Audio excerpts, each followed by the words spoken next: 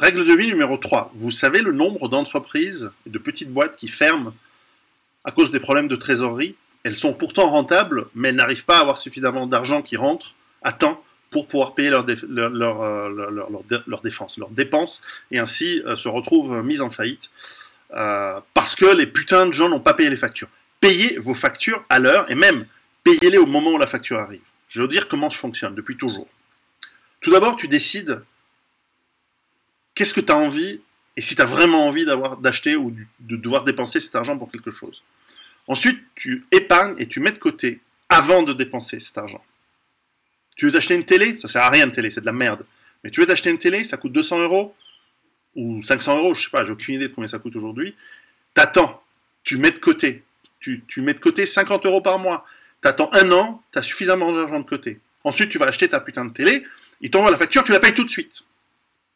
Et t'y penses plus. C'est un truc en moins dans ta tête. Bon, alors maintenant, t'as une télé qui sert à rien. Mais vous pouvez le faire sur des choses plus utiles. De la nourriture, des outils, des formations. Quand je demande à un menuisier près de ma ferme, de me dire, écoute, j'ai vraiment besoin de ton aide, je dois refaire un truc, je dois remplacer une poutre, etc. Je lui dis combien ça va coûter. Et je lui dis tout de suite, je lui dis, écoute, je vais te payer en avance. Et le mec, il me dit, bah voilà, pour remplacer cette poutre, ça va coûter 400 balles.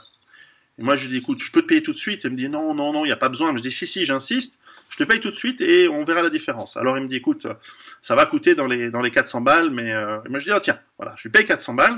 Il fait sa poutre et à la fin, il revient et me dit, voilà, ça a coûté 450, mais comme tu m'as payé à temps, comme tu m'as payé à l'avance, je te compte pas les 50, je te fais 400 et c'est bon, tu me dois rien, je te fais une facture et machin, tout ça. Ou pas. Mais après, il y a la TVA, toutes ces conneries. Mais bref, ça, c'est aussi un des avantages.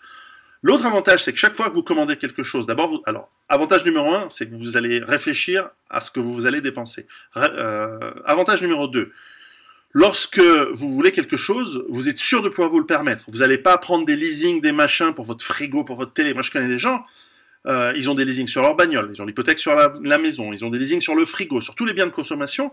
À la fin du mois, évidemment, ils n'y arrivent plus. Puis après, ils disent, ah, je suis pauvre, j'arrive pas. Comment tu fais, toi? T'as de l'argent, moi, j'ai pas d'argent, c'est pas juste. C'est que tu sais pas gérer ta vie, connard. Donc, tu prends tes putains de factures, tu réfléchis à ce que tu as besoin, et tu n'achètes que ce que tu as besoin. Ensuite, tu les payes tout de suite, rubis sur l'ongle, voire à l'avance. Et tu peux ensuite, une fois que tu as payé des factures à l'avance, les gens, ils te respectent pour ça, parce que justement, les petites entreprises, notamment, elles ont besoin que tu payes en avance. Et donc, quand ils te voient arriver, ils vont te faire un prix. En Suisse, il y a une tradition où on te fait 3% de remise si tu payes au comptant, en avance. Donc, 3%, c'est bien plus que ce que va te rapporter ton argent placé en banque. Parce que je sais, il y a des gens ici, surtout mes amis de la communauté, qui vont me dire ah oui, mais tu comprends, l'argent, tu le places, et puis si tu payes en retard, c'est des mois où tu touches des intérêts, ou alors tu fais autre chose. D'abord, si tu fais autre chose, tu risques de perdre ton pognon. Et ensuite, qu'est-ce qu'on donne comme intérêt aujourd'hui? Rien du tout. Donc arrêtez de faire les rapias, payez vos putains de fournisseurs tout de suite, à la commande, et au moment où vous recevez la facture.